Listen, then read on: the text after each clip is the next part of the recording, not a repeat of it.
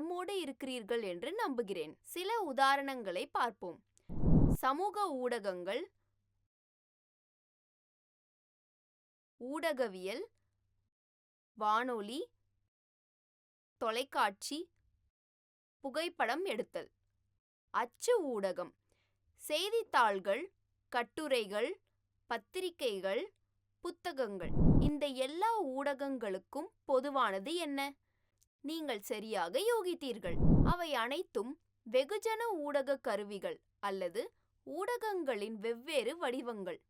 எனவே இன்று 10ஆம் வகுப்பு சமூக அறிவியல் வெகுஜன ஊடகம் மற்றும் வரலாறு என்ற தலைப்பை புரிந்து கொள்வோம், கற்றுக்கொள்வீர்கள்.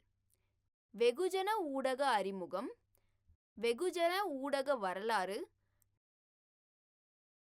நமக்கு ஏன் வெகுஜன ஊடகங்கள் தேவை, வெகுஜன ஊடகங்கள் மூலம் பெறப்படும் தகவல்களின் விமர்சன புரிதல், வெகுஜன ஊடகம் மற்றும் தொழில்முறை வாய்ப்புகள்.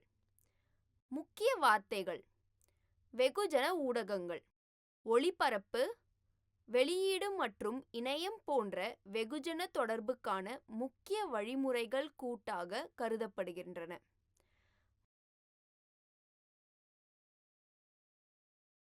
முன்னோடி: அதே வகையான மற்றொருவருக்கு முன்வரும் ஒரு நபர் அல்லது பொருள்.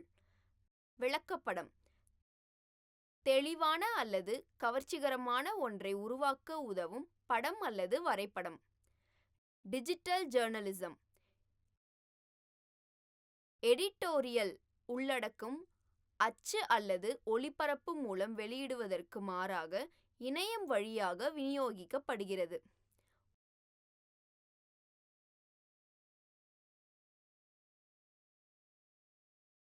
ஒளிபரப்பு: ஒளிபரப்பு என்பது எந்த ஒரு மின்னணு வெகுஜன தகவல் தொடர்பு வழியாக சிதறிய பார்வையாளர்களுக்கு ஆடியோ அல்லது வீடியோ உள்ளடக்கத்தை விநியோகிக்கப்படும்.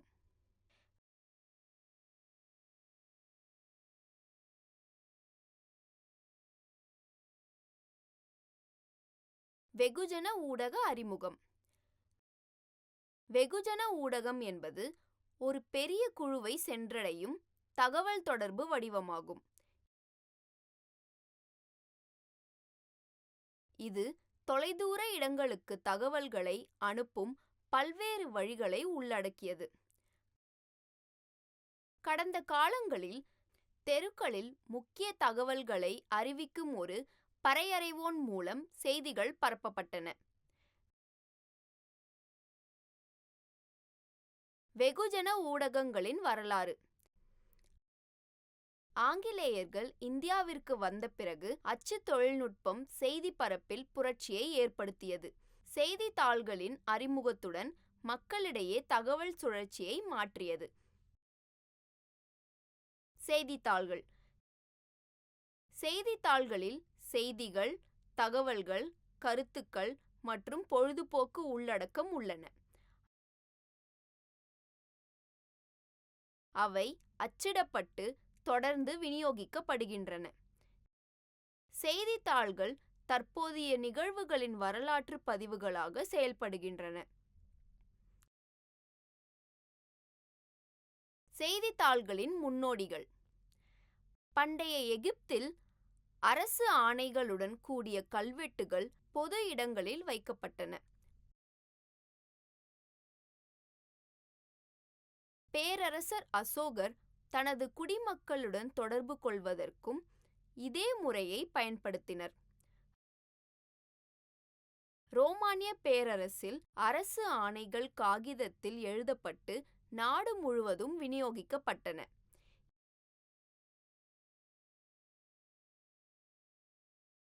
இந்தியாவின் முதல் ஆங்கில செய்தித்தாள் கல்கத்தா ஜெனரல் அட்வர்டைசர் அல்லது பெங்கால் கெசட் ஜனவரி 29, 1780 அன்று ஜேம்ஸ் அகஸ்டஸ் ஹிக்கியால் வெளியிடப்பட்டது.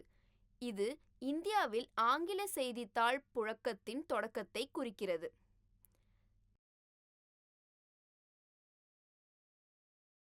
தர்பன். தர்பன் செய்தித்தாள் 1832 மும்பையில் நிறுவப்பட்டது. பாலசாஸ்திரி ஜம்பேகர் தர்பன் பத்திரிகையின் ஆசிரியராக பணியாற்றினார்.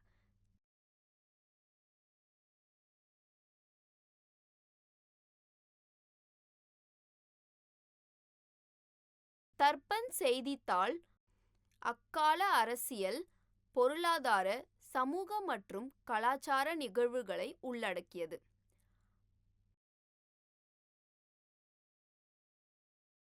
பிரபாகர் பாவ் மகாஜன் பத்திரிகையை நிறுவினார். இது சமூக விழிப்புணர்வை ஏற்படுத்த பிரெஞ்சு புரட்சியின் வரலாறு மற்றும் லோகித்வாதியின் ஷத்பத்ரே பற்றிய கட்டுரைகளை வெளியிட்டது.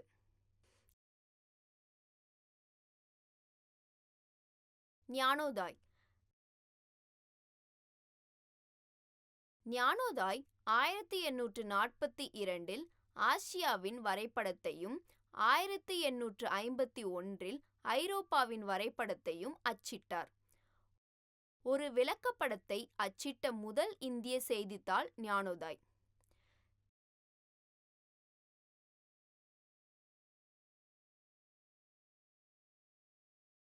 தந்தி நிறுவுதல், இந்தியாவில் ரயில் பாதைகள் தொடங்குதல் மற்றும் 1857 இந்திய சுதந்திரப் போர் ஆகியவை குறித்து ஞானோதய் அறிக்கை செய்தது.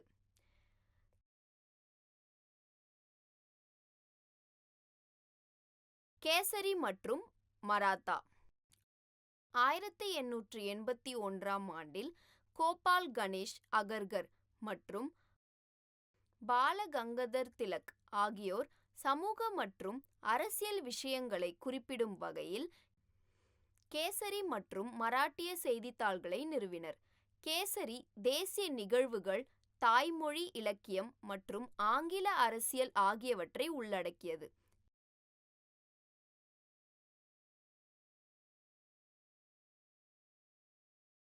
இன்று ஜனநாயகத்தின் 4வது தூணாக செய்தித்தாள்கள் இன்றியமையாதவையாக இருக்கின்றன.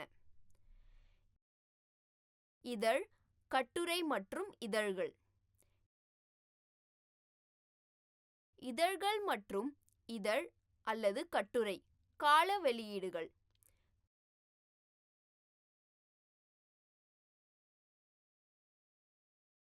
வெளியீடு அதிர்வெண்: வாராந்திர, இருவாரம், மாதாந்திர, இருமாத, காலாண்டு, அரையாண்டு, ஆண்டு முதலியன. சில நாளேடுகள் ஒழுங்கற்ற அட்டவணையை கொண்டிருக்கலாம். பத்திரிகைகள் மற்றும் இதழ்கள்: பாரதிய இதிஹாஸ் அனி சம்ஸ்கிருதி மற்றும் மராத்வாட இதிஹாஸ் பரிஷத் பத்திரிகா போன்ற இந்திய வரலாற்று இதழ்கள் உட்பட கால வெளியீடுகளாகும்.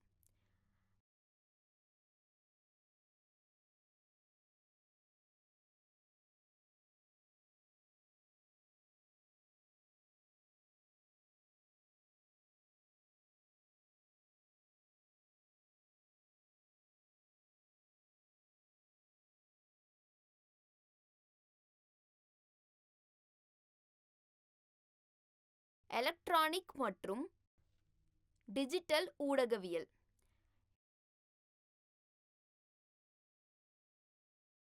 எலக்ட்ரானிக் அல்லது டிஜிட்டல் ஊடகவியல் துறையில் அதிநவீன கால இதழ்கள்.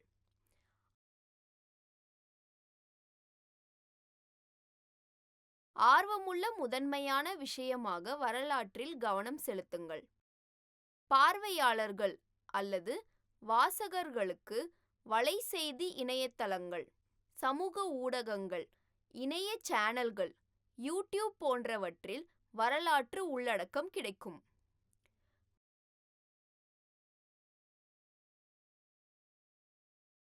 வானொலி. இந்திய வானொலி ஒலிபரப்பின் வரலாறு.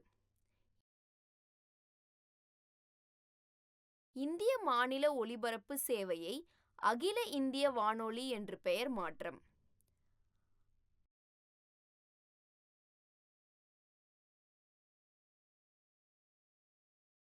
ஆகாஷ்வாணியின் பல்வேறு நிகழ்ச்சிகள் மற்றும் சிறப்பு ஒலிபரப்புகள்.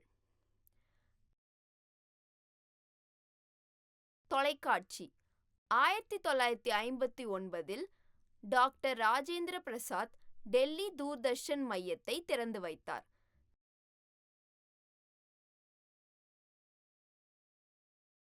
தூர்தர்ஷனின் மும்பை மையம் மே 1, 1972 ஒளிபரப்பை தொடங்கியது.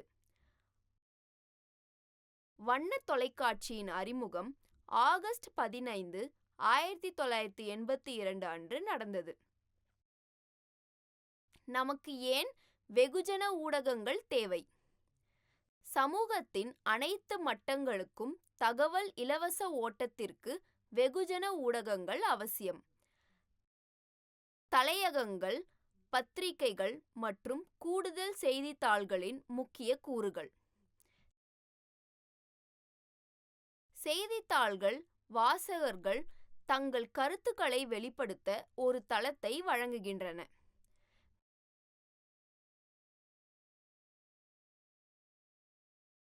வெகுஜன ஊடகங்கள் மூலம் பெறப்பட்ட தகவல்களின் விமர்சன புரிதல்.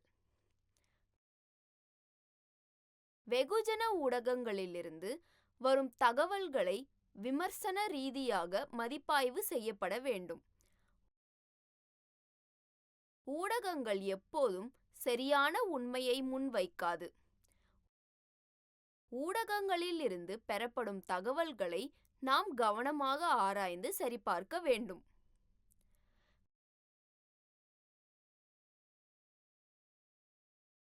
வெகுஜன ஊடகம் மற்றும் தொழில்முறை வாய்ப்புகள்.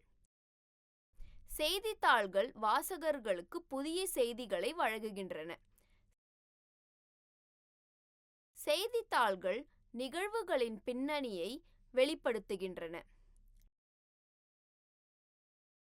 நிருபர்கள் தற்போதைய செய்திகளை கடந்த கால நிகழ்வுகளுடன் ஒப்பிடுகின்றனர். வரலாற்று நிகழ்வுகளை நினைவு கூறும் வகையில் செய்தித்தாள்கள் கூடுதல் அல்லது சிறப்பு இதழ்களை வெளியிடுகின்றன. வரலாற்று நெடுவரிசைகள் பொருளாதார, சமூக மற்றும் அரசியல் நிகழ்வுகள் பற்றிய தகவல்களை வழங்குகின்றன. வரலாற்று நிகழ்வுகள் பற்றிய கட்டுரைகள், தலையகங்கள் மற்றும் விமர்சனங்களை எழுதுவதற்கு வரலாற்றை புரிந்து கொள்வது அவசியம். ஆகாஷ்வாணி ஒவ்வொரு ஆண்டும் ஆகஸ்ட் 15 பிரதமர்களின் உரைகளின் பதிவுகளை பாதுகாக்கிறது.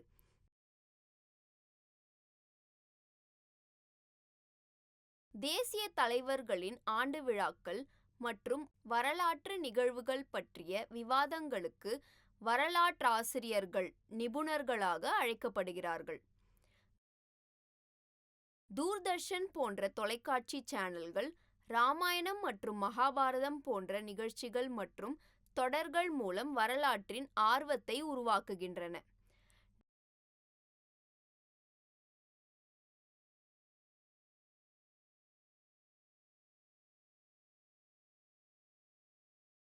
டிஸ்கவரி, நேஷனல் ஜியோகிராஃபிக் மற்றும் ஹிஸ்டரி போன்ற டிவி சேனல்கள் பார்வையாளர்களுக்கு உலகளாவிய வரலாற்றின் செல்வத்தை வழங்குகின்றன. வீர உருவங்கள், விளையாட்டு வீரர்கள் மற்றும் இராணுவ தலைவர்கள் இடம்பெறும் காட்சிகள் வரலாற்று நிகழ்ச்சிகளை மிகவும் ரசிக்க வைக்கின்றன.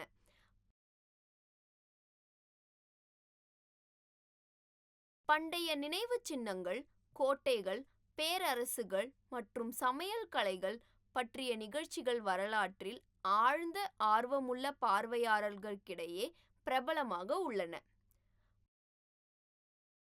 முடிவு.